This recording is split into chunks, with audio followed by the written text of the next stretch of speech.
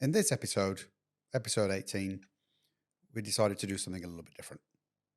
The team thought that as last month was Mental Health Awareness Month, we should look at some of the clips from some of the guests that we've had this year who've spoken about this topic. In fact, most of them have. But what we've done today is taken a few of those clips and put them together in a bit of a compilation episode. So today you're going to hear from Dr. Sean Barkley, Hugh Hutchison, who's an Olympic skier, Sarah Devereaux, who's a coach and entrepreneur, Tony Christiansen, who's achieved so many different things, broken records and climbed mountains and done all sorts of things, despite being a double amputee at the age of 9.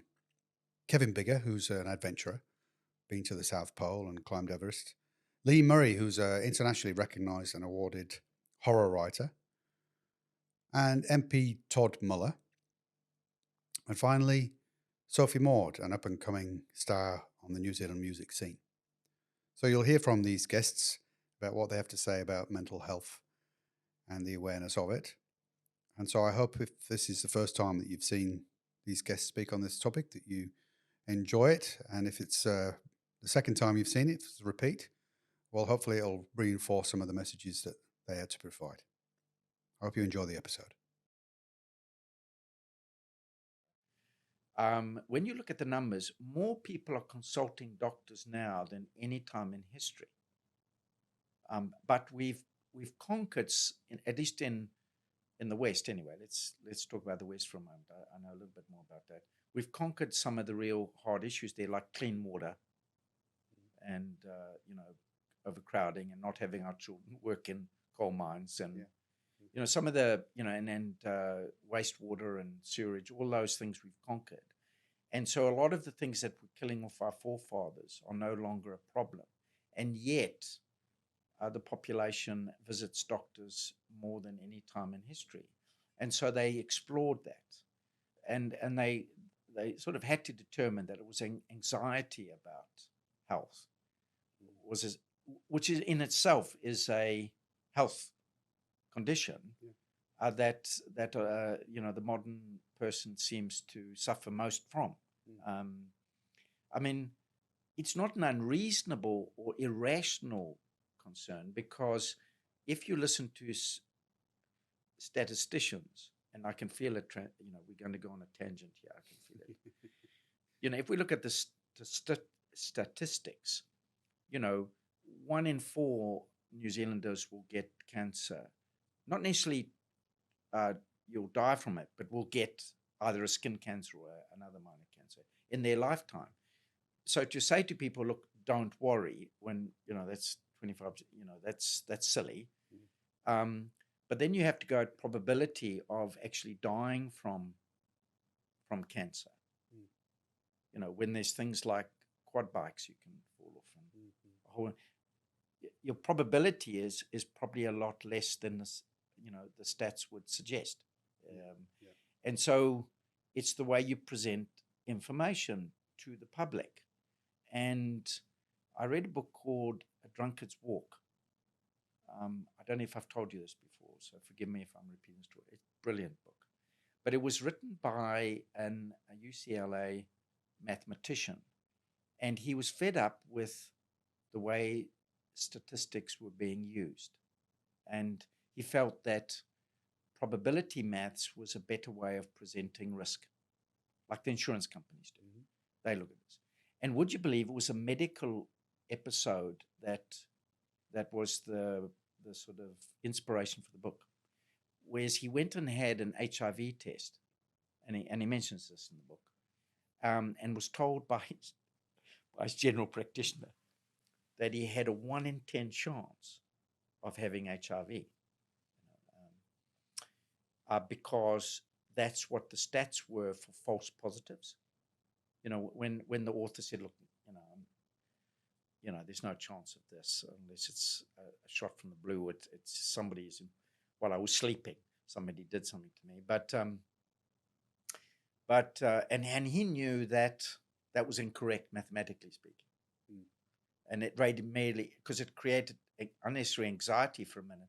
But when he started to explore it from a mathematical point of view, he discovered that his probability of having HIV in his group of at-risk kind of people, which is that he had no risk. He wasn't in a high-risk category, is what he's saying. It was more likely 1 in 100. See, which was 1 in 10 to 1 in 100, which immediately would ease anybody's anxiety, you see. And so anxiety is a key driver of visiting doctors. And the only thing that you can counter that with is good information. We're back to the whole COVID thing again, and how you present information to people. And unfortunately, our leaderships, and I don't know, is it only leaders or organizations or who it is, but statistics are the thing that they tell you about. And a lot of statistics are scary.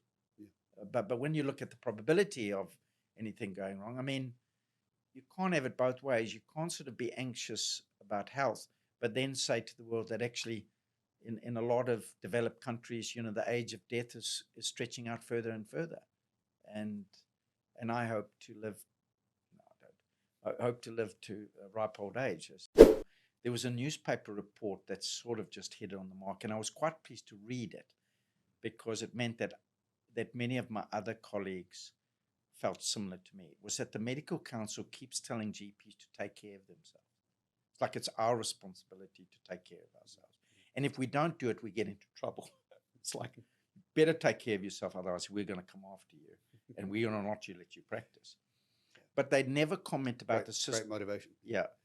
Never about the system in which you work, where it's almost impossible to take care of yourself because the whole system is geared to GPs seeing more and more patients for less and less money.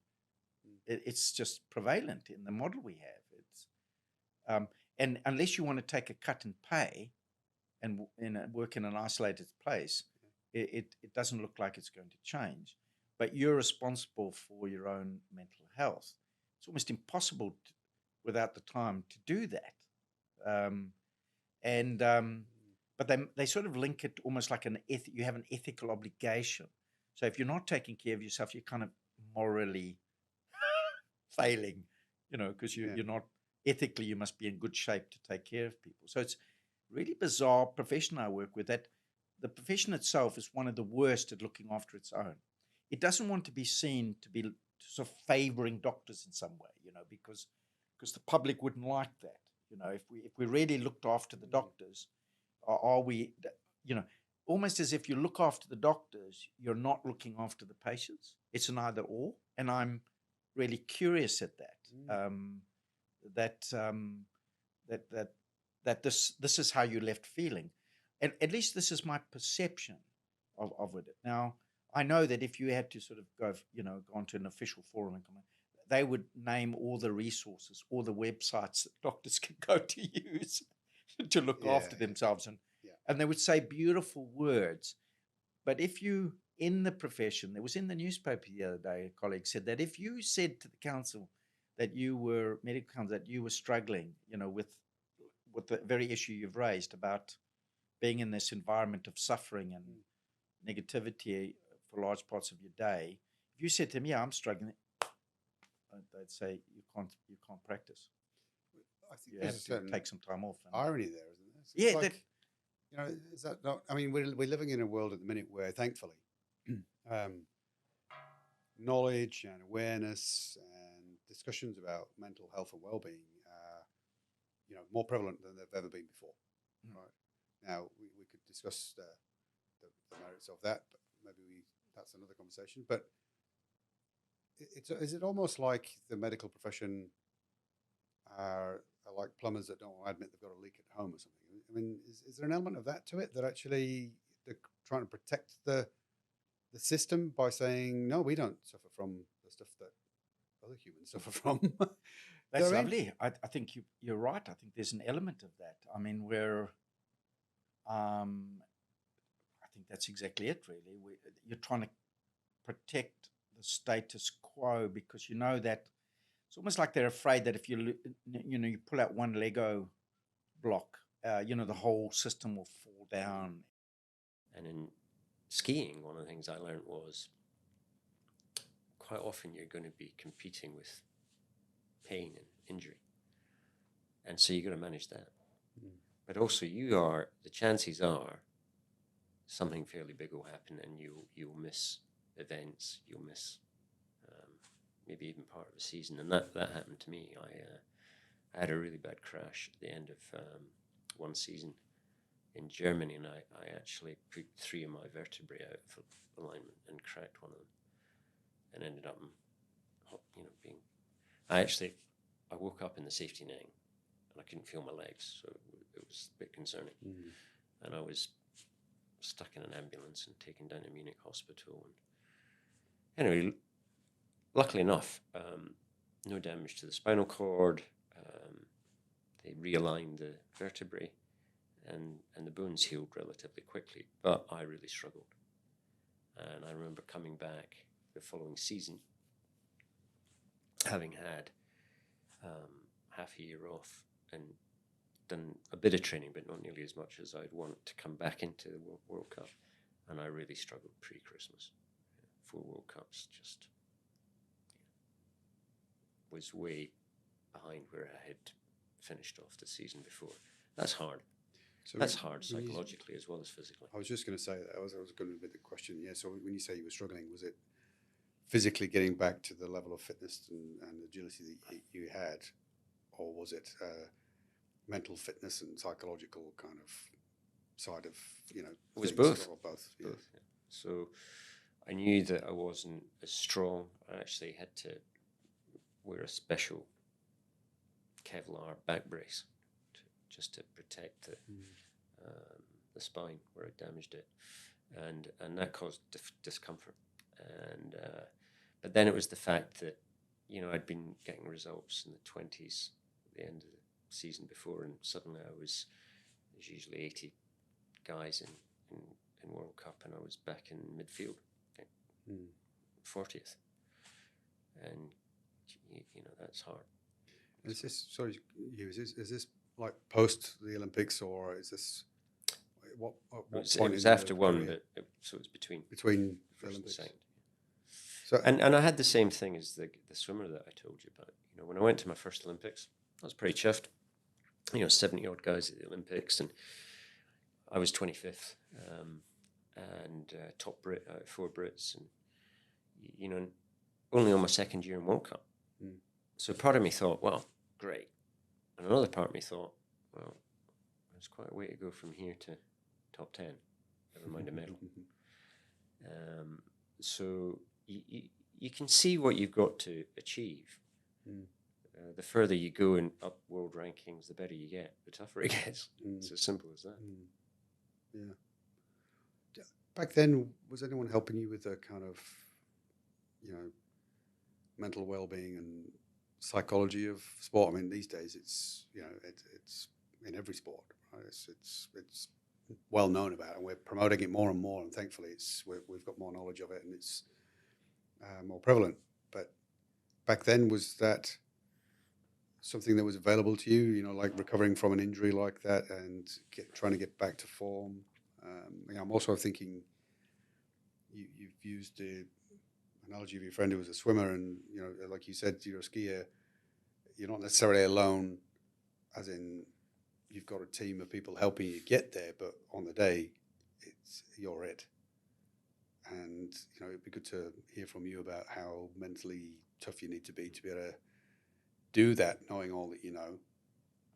But was there assistance with that? Was anything available at that point in your career? There was a bit, but not very much. So, we're talking a while ago now. Yeah. And today, high performance programs in most countries, particularly here in New Zealand, there's a very good high performance sports program, and all these areas now have more support. But the mental and psychological support was pretty limited.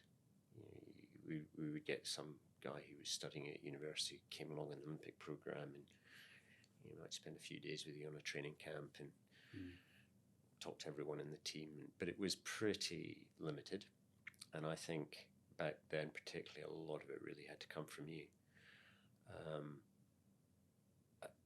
Again, when you asked me what it takes, my view was it took everything. So I would do, I was looking at everything that would give me the slightest percentage benefit.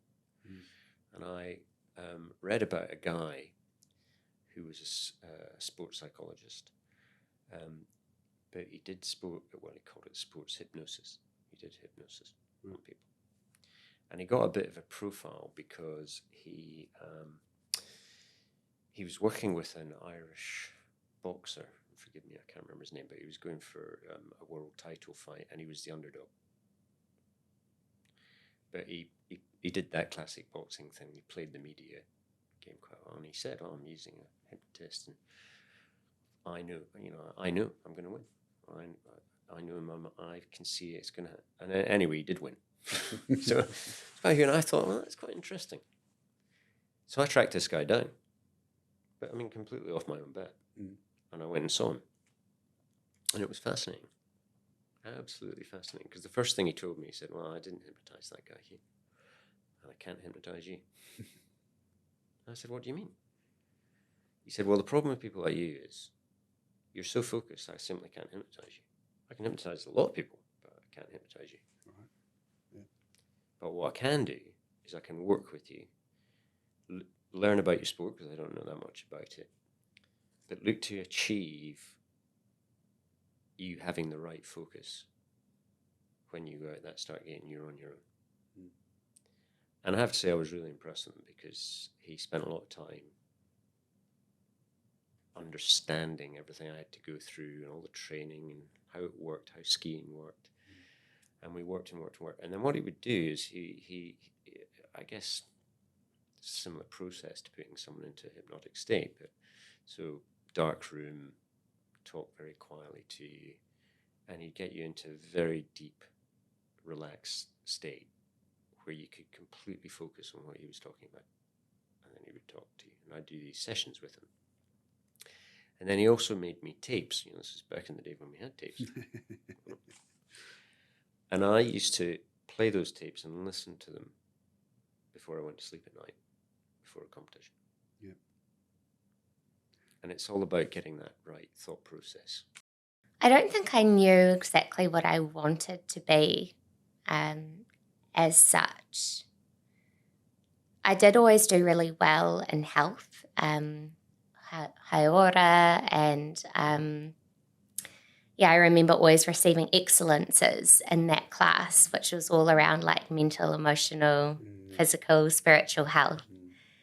And I didn't think anything of it at the time, but that is, I guess, me doing really well at something and finding something really interesting. That in itself has kind of followed me through. Although at the time I had no idea, what could even be a career out of that. Yeah. It was just something that I really seemed to get a lot out of. Yeah. It definitely came with its challenges, as young teen parents who, like Dan, was kind of building his career. At the time he was playing for New Zealand under 21s. At rugby. At rugby, yep. And it definitely kind of impacted on his career in the rugby setting, because he was kind of chucked in the deep end. And I think back then they didn't really understand like mental health that well. I read that chapter. I never got to see the manuscript before it actually went to the printers. And it wasn't until I'd read it that I realised that Mum even then still blamed herself for letting me go that day, for letting me go to the railway yards and this accident happened, And I had to come up to her and I said, "Mum, let it go. Mum, I'm okay. I've had an extraordinary life, and it's going to be even better. So let it go. I'm okay. You've been the best mum you could have ever been, And that was it was a big part of my life, and it was great for her to be able to do that. And she told me the story about, you weren't supposed to live past 20 years old. And I asked her why. And she said, well, they said that, you either the pressures of life would be too great and you were probably going to do away with yourself. And I looked at me and I cracked up. I laughed and I thought, goodness. And it was one of the things I say is that I got to the age of 20 years old. They sent me to a psychiatrist because they said I wasn't going to live past the age of 20 years old. They sent me to a psychiatrist. I was in there for 3 hours with that man. It took me that long to straighten him out. We're all individuals. Each and every one of us have a different pathway. We've had a different life to get to where we are or to a point. And from a corporate perspective, with staff and things like that, those are most of the presentations that I do. It's about trying or getting people to draw on themselves to be the best. So many are looking outside and they're thinking they woulda, shoulda, coulda. I would have done that, I should have done that, and I could have done that. What I'm trying to get people to think about is I am, I can, I will. I'm the best that I can be. I can achieve anything that I want to, and I will be the best. Changing people's mindsets. And then from a business perspective, from a corporate perspective, that's what you want people to do. You want people to come in. I've had employees, you want for that 8 hours of a day that they're there with you, you as an employer, you want them to be focused. You want them to have that drive and that passion to do the best that they can, because their success is your success as the employer. And I do think that from a corporate perspective, a lot of corporates actually forget that. They think it's driven at the top, and it's actually not. I believe it's driven from the bottom. You have successful people below you, then that creates your success. And that's what I found. If I could stimulate, if I could create success with my staff, then that flowed on to me. That created my value. And that's what I try and do. Don't worry about what the person next door is doing. We're too busy focused on what other people are doing rather than having our own backyards and life sorted out. I think technology is partly to blame for some of that stuff. Many people live their lives on devices. I hardly use my device. I use it to contact people and things like that. I'm out there because I want to experience. And so many people live their lives through woulda, shoulda, coulda, rather than I am, I can, I will experiences. And so I'm a doer, I'm a toucher. If I can touch it, I can feel it, I can smell it, I can believe it. I'm not always a seeing is believing, if you know what I mean. I'm an experiential person. And it's what I used to do with my staff. I want to experience everything that they do. I started right at the bottom. I know what it's like to be practicing on a piece of paper how to sign right, to learn, self-taught. Yet you go through to own one of the largest companies in the area, in the sign writing industry. Go figure. I couldn't go and get an apprenticeship. Nobody would give me an apprenticeship. Gosh, employ a guy without legs. What can he do? Couldn't drive the truck. Can't climb ladders according to them. Can't climb trestles. So what good are you? So I've had to prove myself all my life to myself, but also to other people. You talk about the not thinking that I was going to live past 20 years old because of people's perceptions. That's what I've had to deal with all of my life, is other people's perceptions, not mine. I'm fine. It's other people's perceptions. It's what they think. I think it starts here. It starts with you. Life starts with you. It doesn't start with your parents. It doesn't. Well, obviously, you're born with your parents and things, but you are the one that creates your story.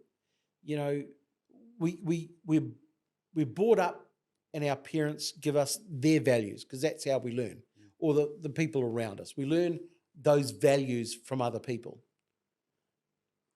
Then I think we get to a time in our life where we create our own values, whether it be when you expand your family, whether, it be business, or, you could be a ruthless businessman, you could be an easy businessman. You know what I mean? One could make a lot of money, one might not make as much.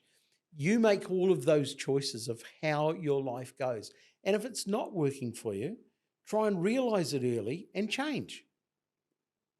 So many of us don't want to change. We don't want to change direction. Life's not easy. The theory of life is easy. We're born, we live, we die. It's the living part that actually complicates everything. And we tend to be the ones that complicate it. So believe in yourself. Believe that life's a series of paths. You'll go in this direction, then you'll come to a fork in the road, and you go this way or the other. Who's to say what's right? But make a choice. Don't sit on the fence. Yeah. Don't wait for things to go bad before you go, should have done something about that. Make a choice and always move forward, right? Look back to learn, never look back to regret. Yeah. And I do think that a lot of people will look back, they live their life in regret. I have some regrets in my life, but I don't dwell on them. I've learned from those mistakes. Right? And always move forward, always look forward. But it starts with you, and it starts about believing in yourself. Believe that success is going to come to you. Right? Don't settle for mediocrity. Try and always stretch yourself, push yourself. Right? And the harder something is, the more I actually want to do it. Can you believe it? I can. But that's the type of person I am. Yeah. Not everybody's like me. And we know that. That's just the way I am. Make things that suit you. It's your life. It's not my life. Yeah. It's your life. Live it to the best that you can. Yeah. My parents, I miss them so much. I really, really do, because I wouldn't be the person I am today without them. But I'm sure that they would be proud. I'd have to say that it wasn't just the work situation. The relationship played a big part of it. In fact, the relationship failing, I felt, was very consequential. Right. And happening at the same time was, I just felt like I was making mistake after mistake. I felt very insecure. Is that the right word? I felt like, why am I keep making the same mistakes again? That's what it felt like. I felt like making mistakes in my personal life, mistakes in my professional life, and that. Look, I guess I had I'm thinking about this in terms of advice for the people. I was lucky in that I had some savings because I've been working. I was a single guy, so I put some money aside. So to take 3 months off and live with mum, was definitely doable. It was more than 3 months. But that was the plan. But no, you've got a good point, because people. I'm always thinking when I give advice, as I do in my speeches, about, am I telling what's really happened or what's really going on? So I do feel like I was forced. The situation. I love to say that I had consciously decided to leave, and it was a considered decision, but it was more of an explosion. It was more an explosion. It's probably exacerbated by the fact that I have anxiety and have a depression. So those, I'm a person who cogitates, and that is anxiety, isn't it? It's kind of it's a lot like editing, actually. When you question everything, you revise it. Shall I have, is this the right way to say things? And, when you have anxiety, that's exactly what you do. You think, oh, I should have said this, I should have said that. They're going to think this, they're going to think that. And so I think that's probably part of it. And I wasn't diagnosed with depression and anxiety until I was 50. So I've spent 50 years of my life wondering what the hell was wrong with me, and I think part of that is, my dad had a little sister who was autistic, and so, there was a lot of stigma around mental illness and in those days, and Asian cultures they kind of deny it, Right. and so and I don't think my parents ever thought that I had anxiety and depression, but I did have, it was like, you just, get on and don't have any self-pity, and, you just need to, you're very privileged, and I am very privileged and very lucky. So why am I depressed? But those, I think, do exacerbate those feelings of imposter syndrome. And then on the other hand, I'm being more open about that, and it's a little bit like my Asian culture. I'm sort of thinking, well, this is part of me too, and exploring that. And I think it's interesting there. And I'm actually currently the co-chair of the Horror Writers Association's mental health initiative, the Wellness Committee, because we're looking at destigmatizing mental illness in horror. Horror has been, particularly film, but horror has been an area where there's a lot of use of mental illness as a way of as demonizing people. And even our language, the way we use language, we still say commit suicide instead of, died by suicide, or we say someone's psycho or crazy, or so the kinds of language that we use and the way we demonize characters. So we're looking at using, and moving towards more positive representations of mental illness in horror. So just because you have a mental illness doesn't make you the monster or a villain or necessarily violent or any of those things. It just means that you have an illness. We treat things so differently. If you have all sorts of ways, for example, if you have if you have a headache, people say, well, take an aspirin, because you'll feel better. But when we talk about mental illness, oh, don't take medication, that's terrible. So we have this, there is a lot of stigma. So in the Horror Writers Association, we're trying to address that stigma, not through therapy, of course, but through writing more positive representations of mental illness in our horror writing. And also because writing and creativity, as we've just said, is such a great way to actually express yourself, and actually sort of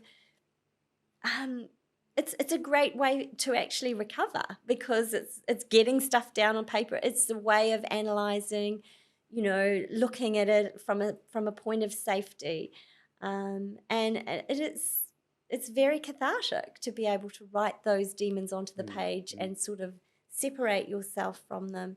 So so I think the imposter syndrome has a lot to do with that. I'm not saying that everyone who has imposter syndrome suffers from depression or anxiety, but I know that hasn't helped. And again, when you get a rejection, how do you deal with that rejection? That can just really throw you for a loop if you've and writing is a lot about rejection. Okay, and isolation is an issue, isn't it? Because we know when we have anxiety and depression, that if you're isolated, it's worse. If you pull yourself back from the community, it's worse. All of those kinds of things, and you become it's a sort of self-fulfilling prophecy, isn't it? I'm useless, so therefore I will pull back, and so nobody sees what you're doing. You don't have any community around you. So it's almost sort of contradictory, isn't it? So almost I have to make sure I go out and get that community, that social connection. And, to a certain extent, this whole Zoom mentality, the non-in-person thing has been kind of helpful.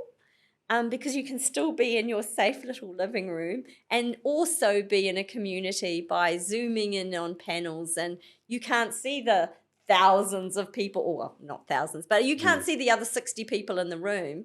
Or it's a bit like you and I here talking here, Steve. There's just you and I, right? But maybe some other people might watch this and I can pretend that it's just you and I. So there's that. Yeah. So there is a way of having community with some safety, you know. So this whole virtual world of community has been helpful for me a little bit. Okay. But yeah, I when I'm at conferences, if I feel overwhelmed, I go back to my room. I scroll through the internet for pictures of puppies. Okay. You know, I will go for a walk. I do the things that I need to do to feel more connected, more grounded is the word. And then I try not to isolate myself too much, because I think that community is how I've succeeded, because, well, as I said before, community is just so vital for me as a writer. And but also it's part of the problem when you're anxious, when you have social anxiety. It's like, so I always break out in hives when I go to a conference. Right. It's just, I just have to live through it. I just have to get through it. How did it feel? How did you know Well, I that there think was something it was just, there? I'm one of It was those not normal. kids that just was, you know, overthought things, and, you know, Right. and also I've got a mole on my shoulder. It's kind of it's an Asian, it's a Chinese thing, you know, you carry the burdens of the world on your shoulder, you know. Snake, I'm born in the year of the snake, so, you know, we're overthinkers.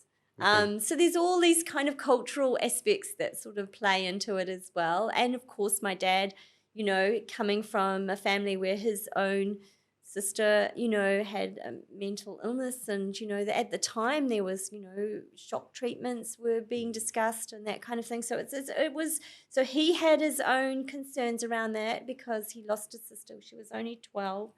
And so he still was traumatized about that, obviously.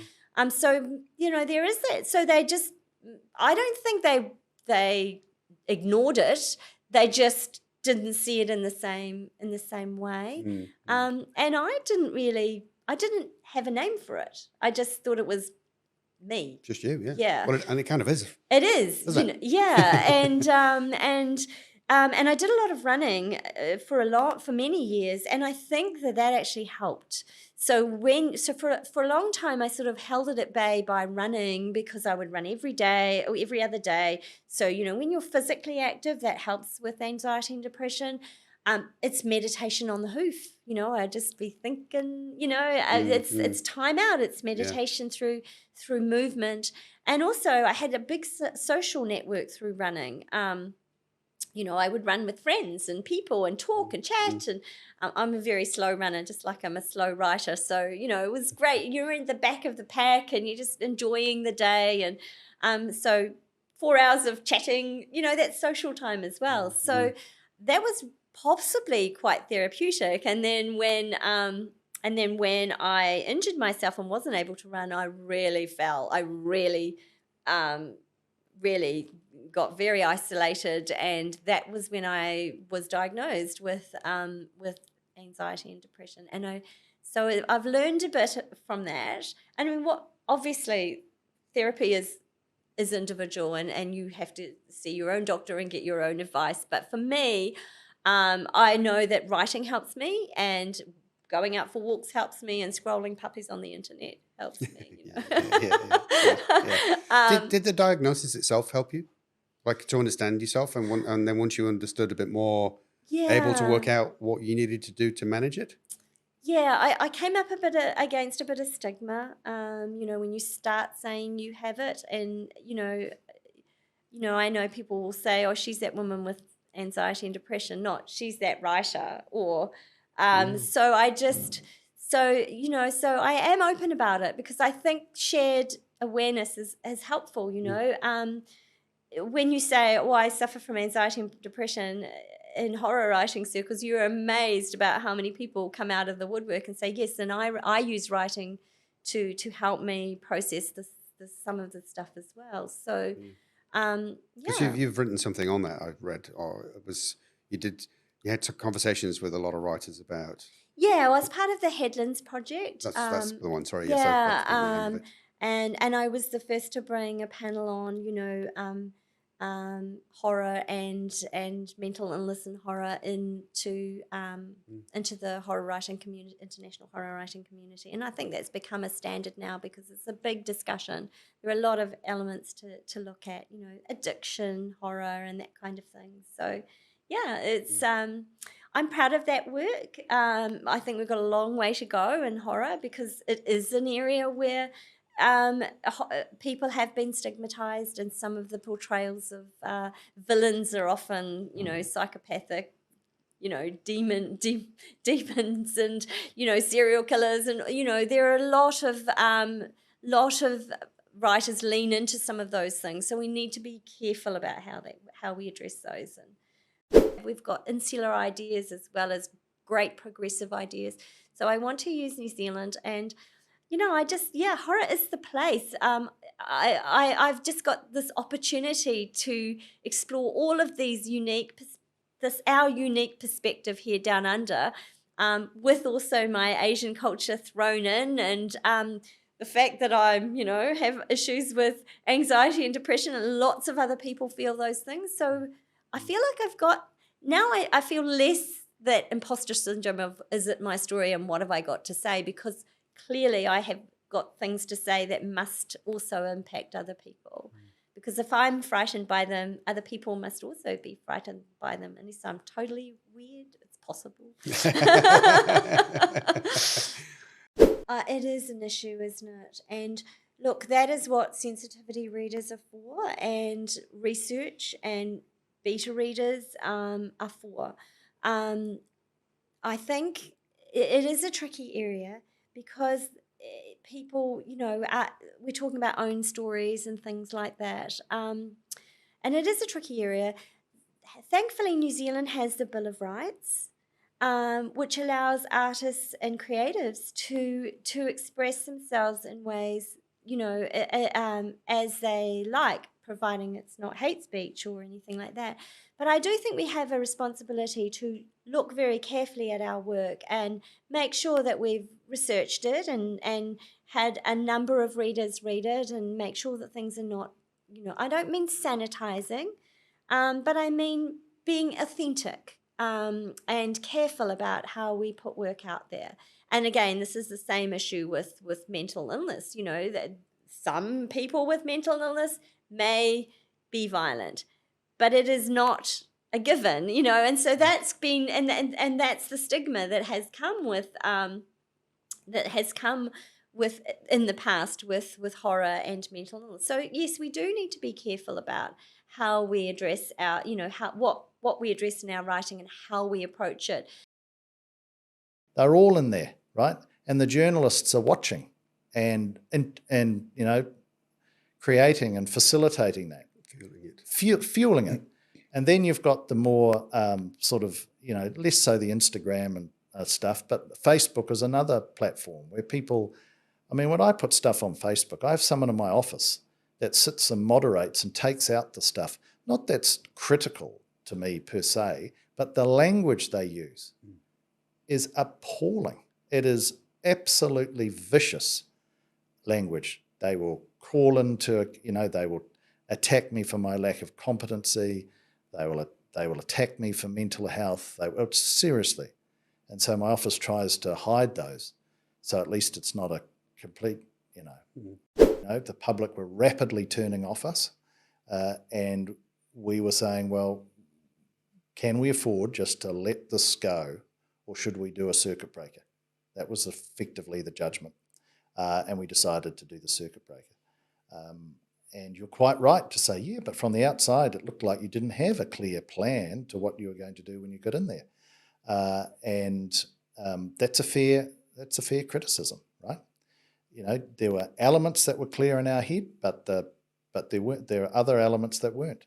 There's one of the criticisms that we get from that period was that we just tore up the policy program that had been set in place. Well, the policy program that was set in place was reflective of a pre-COVID environment. So it all needed to be reassessed anyway. in very, very tight time frame. So it was a remarkably unique and high tension environment. But ultimately, you do what you think's the right thing, and just in our case, it didn't work, and I, that sits with me for the rest of my life, because I made a call, I felt it was the right call, and didn't see the unraveling of my mental health in the equation. Of course I didn't. If I knew that was going to be sitting around the corner, I would have made a completely different decision. But I didn't know. And I was highly energized by the opportunity to actually be the leader of the National Party and assist us through that change. And, the initial media reaction, the initial polling reaction was very positive. It was horror of a complete mental health breakdown, right? And so it was about getting through the day as opposed to reflecting on legacy or regret that I couldn't do the job that I had always wanted. That came later, but at the time, when you're in the middle of the horror of it all falling apart in your head, frankly, you're just trying to get through each day. Like, I was so struck by that documentary that Robin Malcolm did, and I was asked to participate in that about anxiety, because they showed footage of me doing one of my last press conferences, and I looked appalling, absolutely appalling. And I'd never seen any footage of when I was the leader, because once you're the leader, it's so, as every former leader knows, it's non-stop, right? It just goes, 18 hours a day. And so you don't have time to sit and look at how your media performances are gone, because it's just the next one's there, and then the next one. So you're just going non-stop, right? And so I'd never seen what I looked like. And then I saw it and on that documentary, and I was pretty shocked, actually, around the physical deterioration that was matching the mental deterioration. But look, I at the time, it was so acute and so debilitating that I wasn't sitting there going, "Oh, if I step aside, this is me." I mean, the pain was so overwhelming. And that's the other thing that I'd never experienced anything like this before. I'd had these challenges at Zespri and challenges at Fonterra, big challenges in terms of botulism, some false botulism scares. And at worst, I'd had a bit of disturbed sleep. Full stop. Never had it. Never had to know what an anxiety attack was. Never experienced one in my life before. And they were just basically non-stop. And what I had not, looking back, I had no understanding about the pain of them. Like, the physical pain of mental health is something that you never forget. And it's pretty brutal. Well, it's more than brutal. And I just, at the end of it, I just simply wanted the pain to stop. It wasn't, this is the end of my career, this is, shame on my family or anything like that. There was just, can the pain stop? I was essentially given the permission to walk away from the fire, and that's what it felt like. And then, of course, just bone deep fatigue, and you slept and slept and slept, and slowly recover.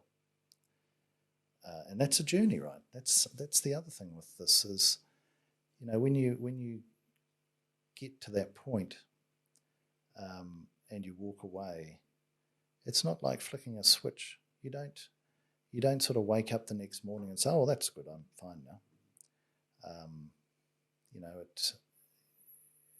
It is a profound experience, and so in my case, you need to do some deep reflection and work to, rebuild your resilience from that. And that's a work in progress from my perspective. But what I have decided to do is be open about it because, and Michelle, to her credit, when we were talking about it, she said, well, pretty much everyone knows what's happened. They can sort of see that you've fallen over here. And so let's just, you don't hunt the story, but if people ask you, just say this is what it's like. And, I think in a small way that's been useful. Do you find it hard to articulate exactly how it felt and how it came about? The reason I ask is I've got a daughter who at a young age suffered from anxiety, and I thought I understood what anxiety was. I had no idea until I suffered from it myself. But I've found it very hard to kind of describe that to other people, what that felt like and what triggered it or what led to it. Because I think, when you talk about building resilience, trying to understand how things come about helps you spot the kind of signs or symptoms that might be leading towards that. But do you find it hard to put your finger on that, or? I don't find it hard to describe what it felt like. And I do have the capacity to identify the familiar early signs now. So I guess the challenge is working out, for me, the big challenge is, so now what? I had rebuilt myself quite well, and Chris had given me agriculture and climate change, front bench, and I think we will probably win. There'll be a scrap, but I think we'll probably win. And I couldn't do it because I just could, in my deep gut, felt that I just didn't have the capacity and energy to do 100 and something hours a week. And I have found myself increasingly frustrated with some of the more toxic comments that get directed to you as an MP, not about my performance, but about politics generally. You're out and about and people come up and let rip about, their views on the world. And historically, even if I disagreed with people, I would get energy from that. And I am, increasingly frustrated by that. And so you look at the way politics is heading. I'm a collaborative politician, I think, rather than a combative one. My own resilience. And I thought, you know what? I think it's time to just step aside and let someone else have a go at this. Because I don't want to be back in that position. And I'm not entirely sure that I wouldn't be. And so because I have that familiarity of that, because I've walked in that journey and in that fire, I do have a sense of what that feels like when it starts again. And, I just don't want to go back there. And so what you're saying there, Todd, is that you feel that if you stayed on, you had the front bench role, that would potentially the kind of work ethic that you need, the hours, the time away from home, all of that kind of stuff could lead to another I think it could have, yeah. And then when you overlay the sort of my sort of sense of where politics is heading and my dislike of that and sort of increasing frustration in terms of interactions with people who hold those views, I'm thinking this is not a particularly healthy combination. And I think you've got to be all in. Now, I could have stayed on as the MP for Bay of Plenty and not sat on a front bench, but I feel that you're actually not doing the job a servant. I think if you've reached that point where you are finding elements of the job frustrating, then I think just staying around to experience, the good stuff and just sort of, middling along, I don't think that's right for the Bay of Plenty or a community like this. This is a big city, right? It needs a senior minister sitting around a table. And if it's not going to be me, then I need to make way for somebody else who in time can do that. And that's important. So, yeah, it's been quite a journey, as I'm sure it has for you, right? Once you have experienced it, it does change your life perspective around what's important to you and how to manage yourself through to avoid it happening again. Yeah. Do I regret the fact that I had mental health issues? Of course I do. Who wouldn't not want to have gone through the fire? But the thing is that I did. And so for me, the way I intend to live the rest of my life is to have gratitude about the fact that I have fantastic, loving family and friends, and even though it was a hideous experience, I know that has had a positive impact on other people. Because the very media that I was attacking before, social media, allows an intimacy with individuals that and connectedness that just doesn't exist normally, right? So I have hundreds of messages on my phone from people who I don't know, who just got online and messaged me with thanks about being so open and then telling me their own story. Hundreds and hundreds of them. I don't know these people. Most of them would preface with, I vote Labour, but da-da-da-da-da. And so you realise actually, I have been through the fire, but there's a lot to be thankful for. And it has changed me as a person. I think I am more empathetic. I always thought I was empathetic, but it's like anything, right? You don't truly understand unless you've lived it. It's not a criticism. It's just now when you meet people that have had challenges in terms of and are having challenges in terms of mental health, there's a relatability and an understanding and a connection that otherwise wouldn't have been there.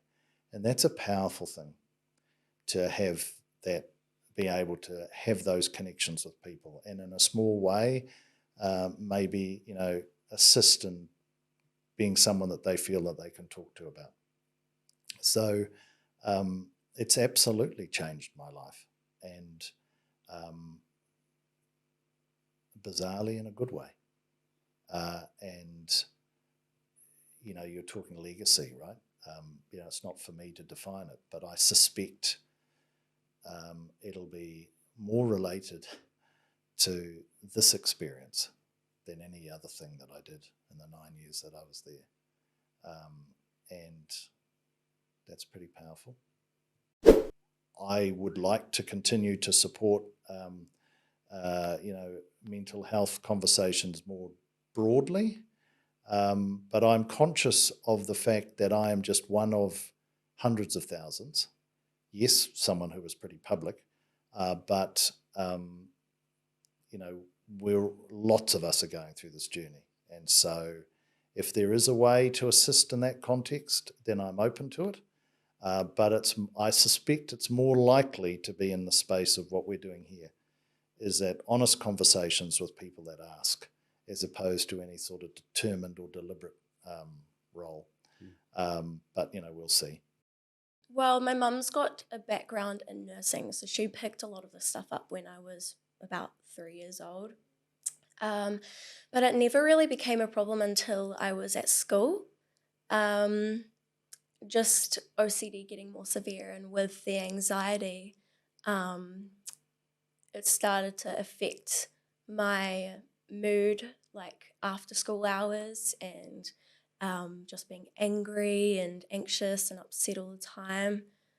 Just because being undiagnosed at that point, it meant that I struggled because my brain obviously processes and learns things different to other people's brains. So when I was in a classroom and had a teacher teaching me a certain way, to how my brain isn't really like react to that kind of learning. It was stressful because it was extra pressure, just because I wasn't really retaining any information and it was holding me back. So I guess that's like how it affected me, but it was more so as I started to get older in school, like 8 or 9. That's when it was like a real issue because it got in the way of making friends. And then also as like word got about that I had Tourette's and OCD, then people in the class would, try and make me tick or try and trigger my OCD. So then that became a big thing. And then in the end, I got taken out of school. Both my the child younger than me, the middle child, and I, we started homeschooling, and then that's when I started to get out of my shell again a bit more. Started to learn the way that I learn, our brains learn. So Yeah.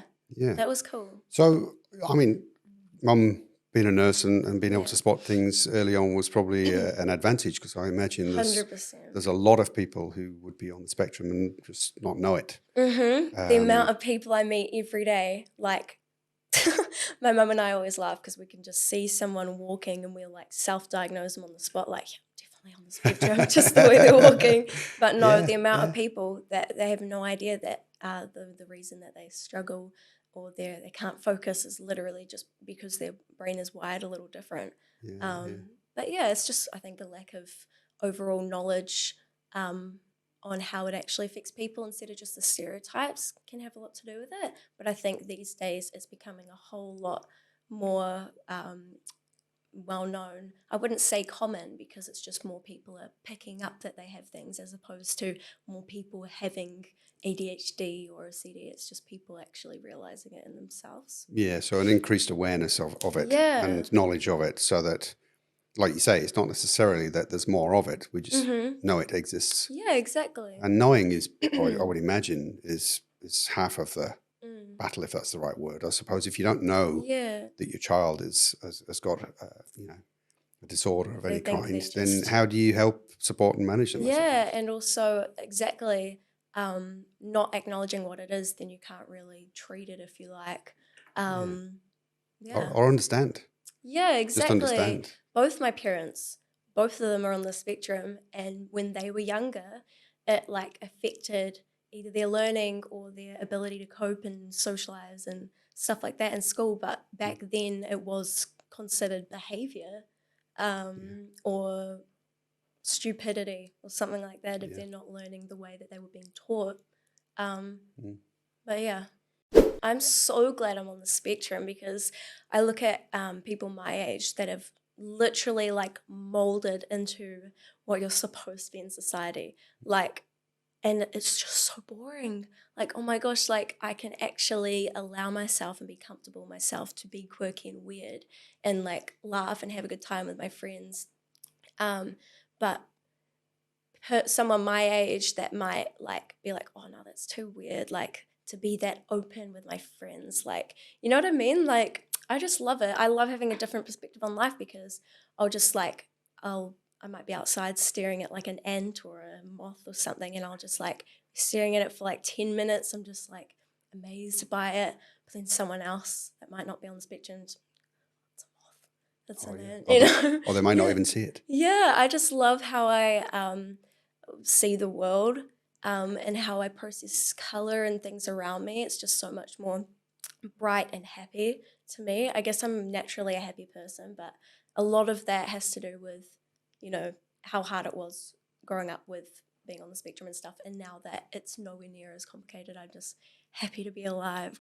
Yeah, and I mean, like, obviously you were treated different too in school, not just by students, but very much by teachers as well. I think when I was at school and definitely when my parents and you guys were at school, there was a very much a lack of understanding and compassion because people would view it as behavior. Yeah, but definitely in like people my age, because I knew that I was different, but I didn't really think that there was anyone else that was like me, if you like. So it was very much a isolation kind of thing. And I think that's why in school I did kind of creep into my shell, just having students and teachers not understand, and so they'd treat you different, or they'd get frustrated if you weren't actually learning. And because I was so shy and I was like a goody two-shoes, like I would hate to have all eyes on me, or the teacher pull me aside and get angry at me. Like I'd hate that. But obviously, because I wasn't able to learn anything and retain anything, it did frustrate like people around me. But now that I know everything, I don't know, I just like love myself so much more, because not many people my age or any age can like understand themselves and embrace themselves and actually like are glad to be who they are. And I also like, you know, I've got a lot of people that are a bit younger than me that also have the same struggles, that are able to look up to me and be like, oh, yo, like she actually likes who she is.